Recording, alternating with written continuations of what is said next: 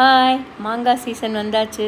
விதவிதமாக நம்ம மாங்காய் பண்ணி எல்லாத்தையும் மாங்காயில் பலவித டிஷ்ஷஸ்லாம் பண்ணி சாப்பிட்டுருக்கோம்.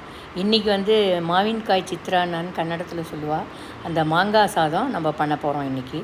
அது எப்படி பண்ணினேன் இன்றைக்கி எங்காத்தில் அதுதான் மெயின் டிஷ் இன்றைக்கி லஞ்சுக்கு. அது எப்படி பண்ணினேங்கிறத சொல்லலாம். இதுக்கு முக்கியமாக தேவைப்படுறது நல்ல ரைப்டு மாங்காவாக இருக்கணும். ஸ்வீட்னஸ் இருக்கக்கூடாது, புளிப்பு இருக்கணும். ஆனால் ஃபுல்லு ரைப்டாக இருக்கணும். நல்லா முத்தின மாங்கான்னு சொல்லுவாள், அந்த மாதிரி முத்தின மாங்காய் இருக்கணும். அதோட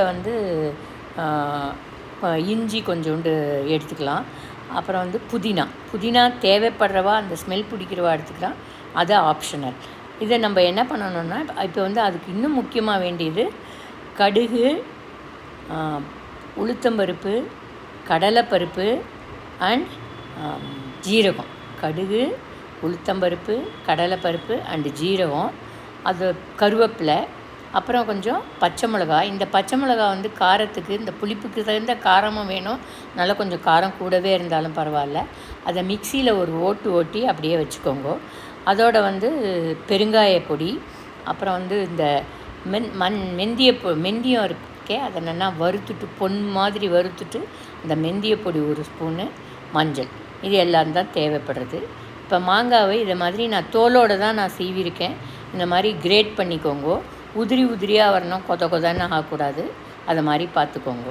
அப்புறம் அது மேலேயே அந்த பச்சை மிளகா இது பண்ணினது, உப்பு, இப்போ இது எல்லாத்தையும் போட்டு அதில் நான் கலந்து வச்சுட்டுட்டேன். அது எல்லாத்தையும் ஒன்றா இப்போவே கலந்துவிட்டேன். அப்புறம் பாண்லியில் நல்லெண்ணெய் விட்டுண்டு இந்த சாமாங்க எடுத்து ரெடியாக வச்சுருக்கோம் இல்லையா, அதை போட்டு நல்லா வறுத்துக்கணும். அது பாதி வறுப்படைச்சே நம்மளுக்கு இதெல்லாம் காமனான தெரிஞ்ச விஷயம். அந்த கருவேப்பிலையும் நம்ம போட்டுண்டு நல்லா ப்ரௌனிஷாக ஆற வரலாம் வறுத்துக்கணும். நடுவில் பெருங்காய பொடியும் அப்போ போட்டுக்கணும். அதுவும் நல்லா பொரிஞ்சு கமன்னு வாசனை வரும். எல்லாம் வந்த உடனே அந்த துருவி வச்சுருக்கோம் இல்லையா, அந்த இதை மாங்காய் கலந்து மிக்ஸ் பண்ணி துருவி வச்சுருக்கோம்.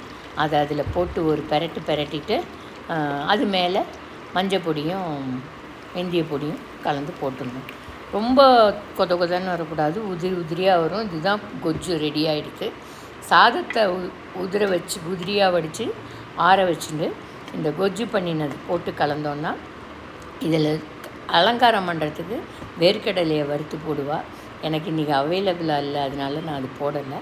அதையும் போட்டாக்க இன்னும் ரொம்ப டேஸ்டியாக இருக்கும். எல்லாம் ரொம்ப நல்லாயிருக்கும். இதை பண்ணி பாருங்க. ரொம்ப புளிப்பு, உப்பு, காரம் எல்லாம் போட்டு, நான் என்னோடய வழக்கப்படி ஒரு ஸ்பூன் சர்க்கரையும் சேர்த்துப்பேன். ஸ்வீட்னஸுக்கு அது என்ஹான்ஸ் பண்ணும் டேஸ்ட்டை. அது எல்லாத்தையும் போட்டு கலந்து கொஞ்சம் நல்லா ஆற வச்சுட்டு நீங்கள் போட்டாங்கன்னா இது ரொம்ப அருமையாக இருக்கும். லஞ்சுக்கு கொடுக்கலாம். ஏன்னா ஊசி போகாது. நம்ம தேங்காய் சேர்க்காதனால லஞ்சுக்கும் நல்லாயிருக்கும், நம்ம சாப்பிட்றதுக்கும் ரொம்ப நல்லாயிருக்கும். ட்ரை பண்ணி பாருங்கள். தேங்க்யூ.